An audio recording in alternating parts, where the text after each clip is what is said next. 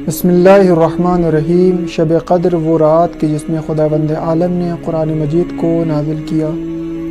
انا انزلناہ فی لیلۃ القدر، اور یہ وہی رات ہے کہ جس میں روحیں اور ملائکہ نازل ہوتے ہیں۔ تنزل الملائکۃ والروح، اور تم شب قدر کو درک نہیں کر سکتے کہ شب قدر کتنی عظمت اور منزلت والی رات ہے۔ ناظرین محترم، اگر ہم شب قدر کی فضیلت، منزلت اور عظمت کو بآسانی سمجھنا چاہیں تو آئیے ایک دنیاوی مثال کے ذریعے سے اس کو سمجھتے ہیں۔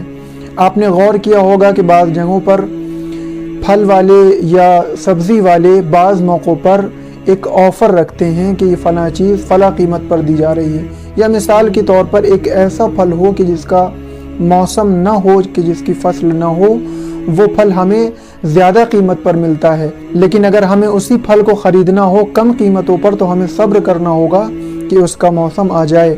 مثال کے طور پر آج آم کی کیفیت کو آپ دیکھ لیں کہ آم کے پھل جب اس کا موسم نہیں رہتا ہے وہ کتنی زیادہ قیمت پر ملتا ہے، لیکن جب اس کی فصل آ جاتی ہے تو وہ آپ کو بہت ہی کم قیمت پر بآسانی جو ہے وہ آفر میں مل جاتا ہے۔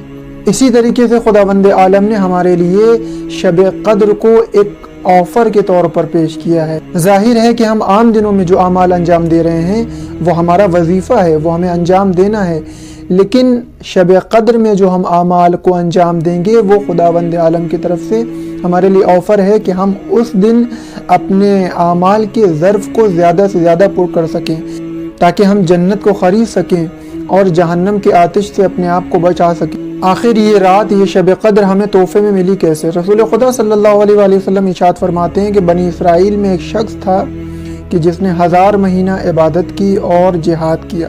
رسول خدا سے کسی نے سوال کیا کہ آخر ہم اس ثواب سے کیوں محروم رہ جائیں، آخر ہم اس عبادت سے کیسے محروم رہ سکتے ہیں؟ تو پھر خداوند عالم نے اس آیت کو نازل فرمایا کہ لیلۃ القدر خیر من الف شہر، یہ لیلۃ القدر، شب قدر جو ہے وہ 1000 مہینوں سے افضل ہے، لہذا اس رات کی عبادت 1000 مہینوں کی عبادت سے افضل ہے۔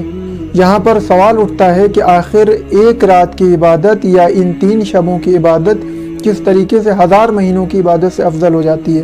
بالکل اسی طریقے سے کہ کسی نے سوال کیا کہ یہ بتائیے کہ ایک تفکر کس طریقے سے 70 سال کی عبادت سے بالاتر ہوا کرتا ہے؟